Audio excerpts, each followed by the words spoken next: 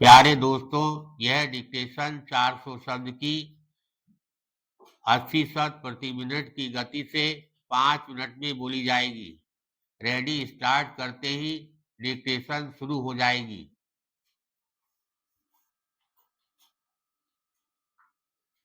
Ready start.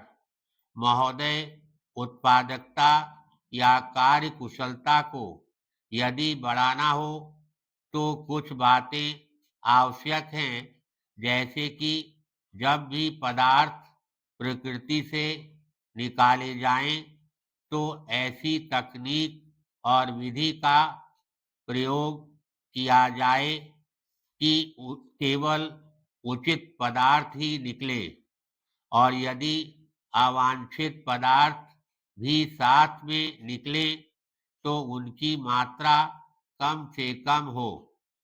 साथ ही ऐसा करने में काम आने वाले संसाधनों जैसे ऊर्जा, मानव शक्ति, पानी, उपकरण इत्यादि की खपत भी कम से कम हो।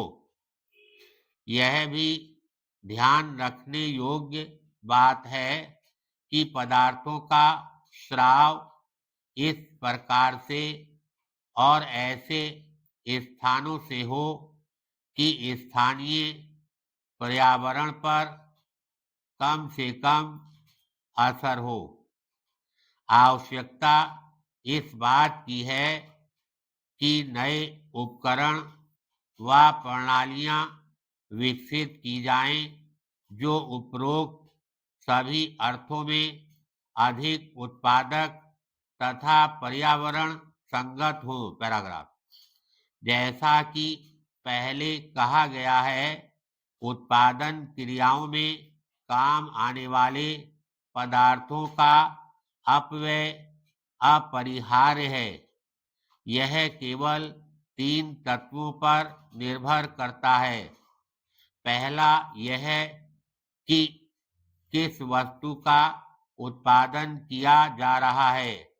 दूसरा, उसके उत्पादन के लिए कैसी उत्पादन तकनीक को अपनाया गया है। अंतिम व तीसरी बात यह है कि उस तकनीक को कितनी कार्यकुशलता से काम में लाया जाता है। इन तत्वों में उत्पादन के कई विकल्प ढूंढे जा सकते हैं, जिनके द्वारा अपव्यय को कम किया जा सकता है। जो भी पदार्थ अपव्यय स्वरूप फेंके जाते हैं, उनको फिर से एकत्रित एवं साफ करके उसी उद्योग या किसी और औद्योगिक इकाई में किसी और वस्तु के उत्पादन के काम में लाया जा सकता है। उद्योगों में इस तरह के कई अवसर मिल सकते हैं। आवश्यकता है तो केवल इस बात की कि ऐसे मौकों को योजनाबद्ध तरीके से ढूंढा जाए और उनसे लाभ उठाया जाए। ऐसा करने में प्रदूषण की मात्रा तो कम होती ही है, साथ ही लाभ में भी वृद्धि होती है। पैराग्राफ। जहाँ तक आम जनता या नागरिकों द्वारा विभिन्न वस्तुओं के उपयोग का प्रश्न है, केवल इतना ही कहना काफी होगा कि किसी भी पदार्थ या वस्तु का उपयोग अवश्य करें, लेकिन उनका जानबूझकर अपव्यय ना करें। वह चाहे पानी हो, विद्युत ऊर्जा हो, खाद्य पदार्थ हो या और कोई वस्तु, सामान या उपकरण।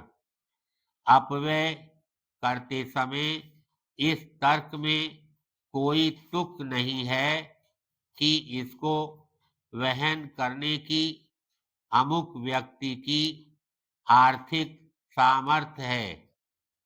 अपव्यय तो अपव्यय ही है, उसका असर पर्यावरण पर भी होगा। धन्यवाद।